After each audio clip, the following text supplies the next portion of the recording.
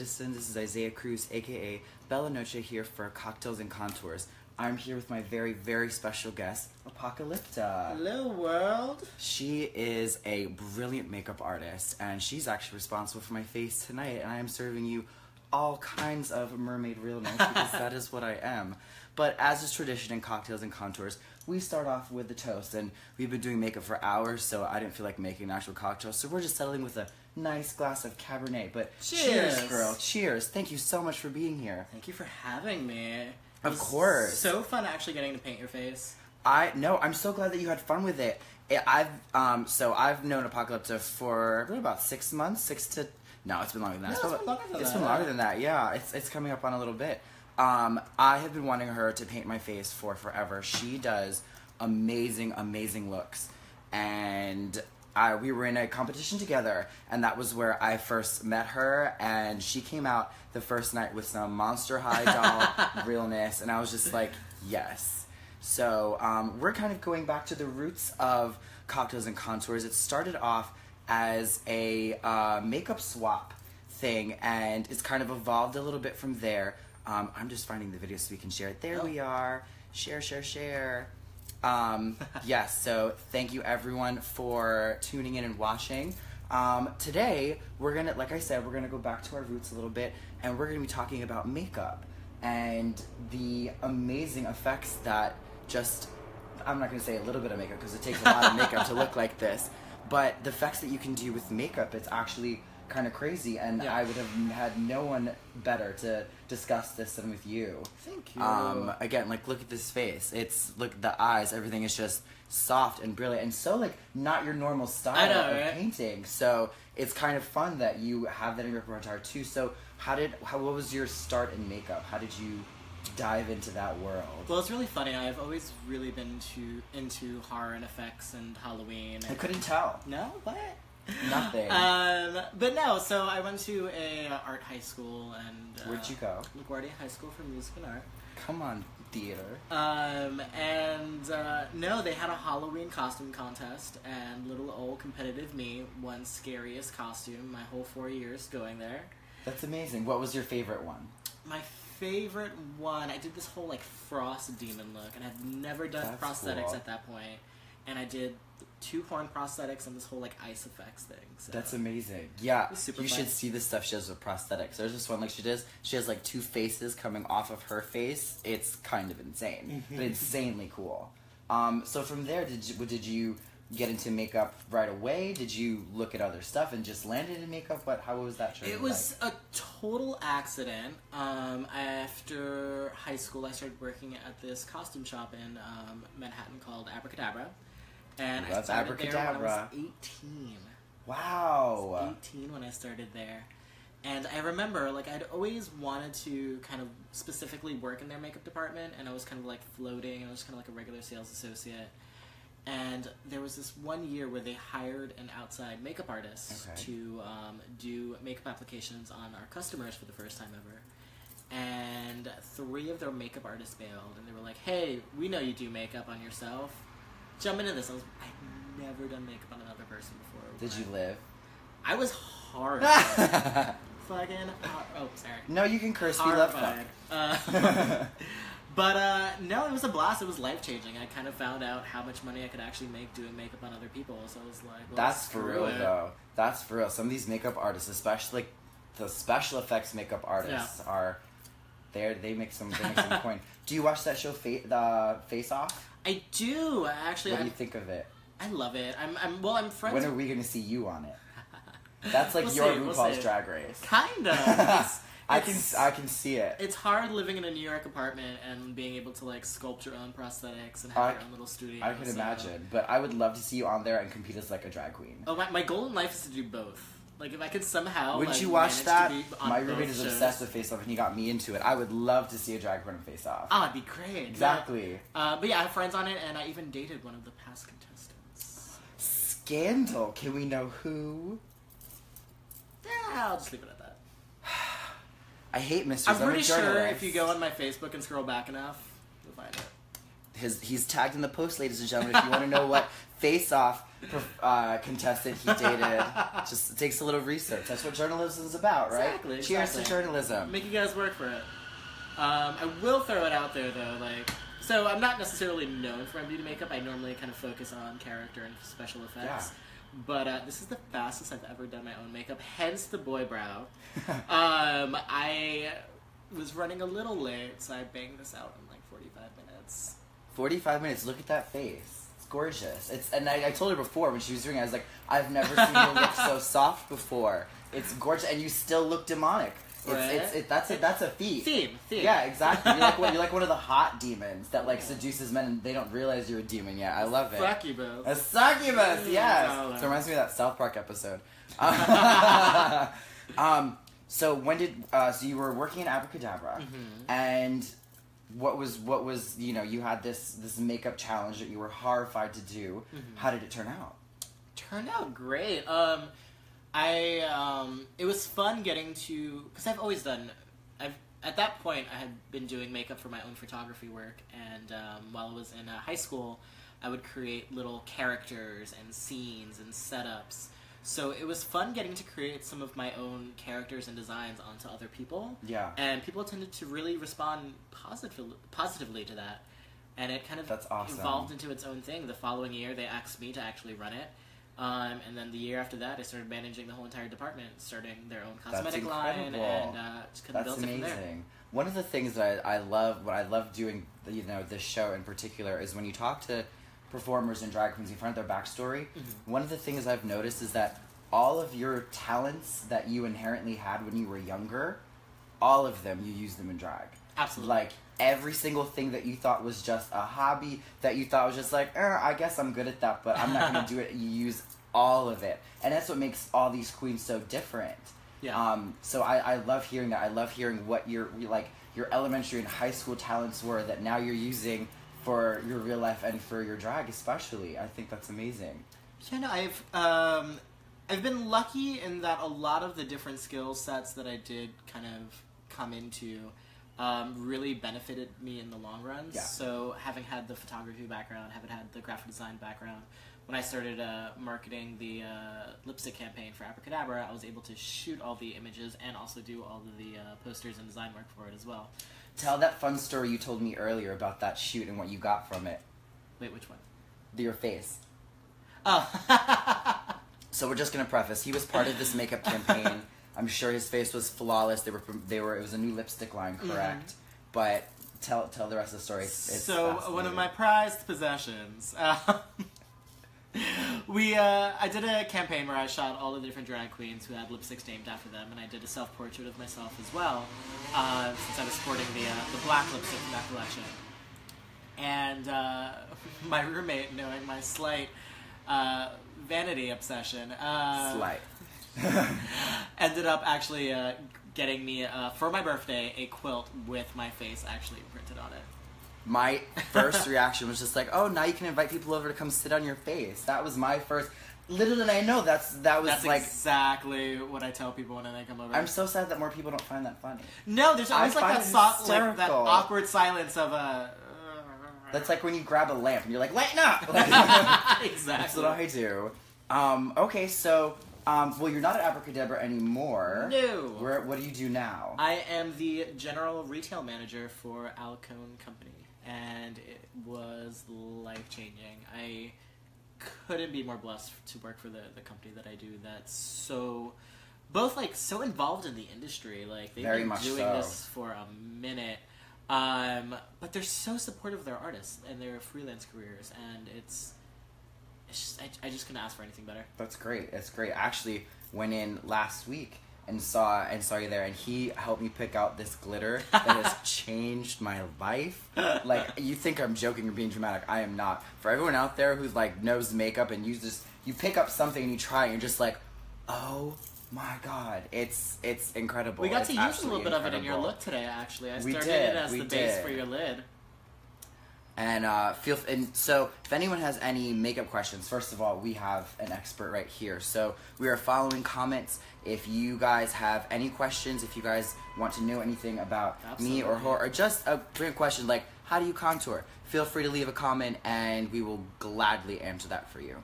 But anyway, moving on. So, what are your projects outside of doing makeup like for professional? Like, what are your creative endeavors?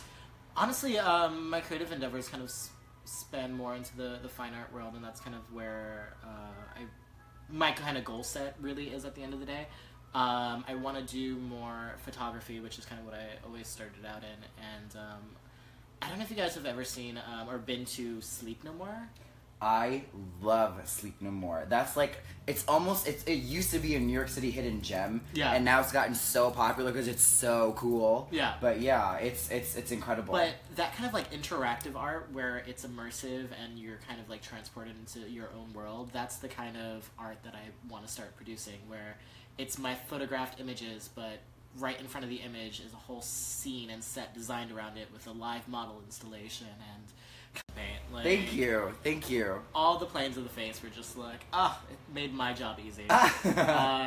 We'll do it again, don't worry. Definitely. No, she was like, if I had more time, I would have done like your whole skin tone mermaid. And we're gonna do that. That's gonna be fun. We're gonna do it. We're gonna do a shoot, and we can live all your creative fantasies at once.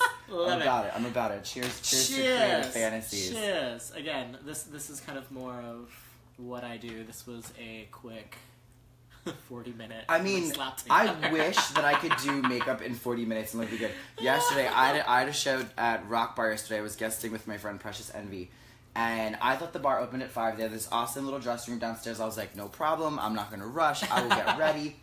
The bar didn't open. I didn't know until 6. So I met the owner outside.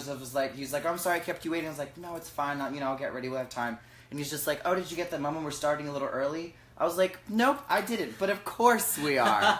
So I ran my little ass downstairs, and I did the quickest face of my life. And it's like when you go outside and you don't try for the day. Mm-hmm. You're just like walking around, you're just like, I don't care about my outfit, I don't care about my hair, and that's when you get hit on. Oh, yeah. Yeah, it was like that, because I came up from the stores, I was exhausted, I was like, oh my gosh. And I came out, I was like, oh my gosh, you look so pretty, you look so cute, what did you do with your eyes? It looks great. And I was like, are you kidding me?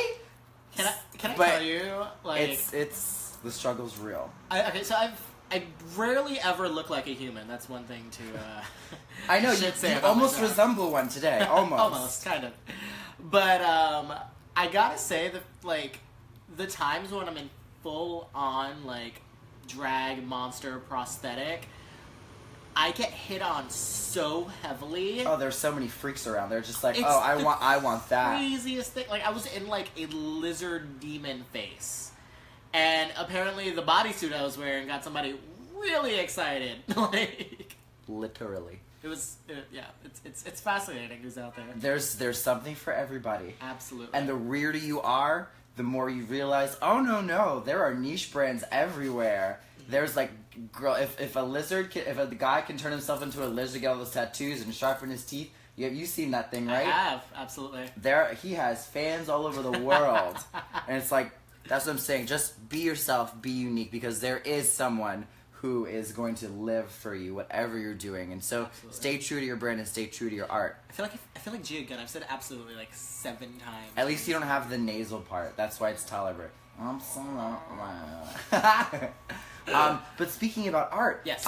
You have a very cool show coming up, actually. I do! And I'm actually really, really excited about it, because I love this style of a show. But anyway, please. So, as a weird little goth boy who's not necessarily into top 40s, like, I don't ever really perform Britney Spears or Beyonce. I think this is the closest you've ever gotten to performing Britney Spears. My little nude, bedazzled bodysuit. No, so I've always been into rock music. It's always been my go-to since I was a teen, and my little angsty self could be more excited that this Friday, Crimson Kitty, Helvetica, and Lady Berica are hosting an all-metal drag show. That's amazing. That they've asked me to be a part of. That's so cool. One, I can be more honored to be a part of that cast. Like, one, they're all stunning. Yeah. And I have always said Crimson Kitty particularly just is one of the most brilliant performers. I love Crimson Kitty. I just went to her Lady Queen Disney show this Sunday. Actually, the last video I did with Sugar Magnolia, she was performing. Go check out that last video. It was a hoot.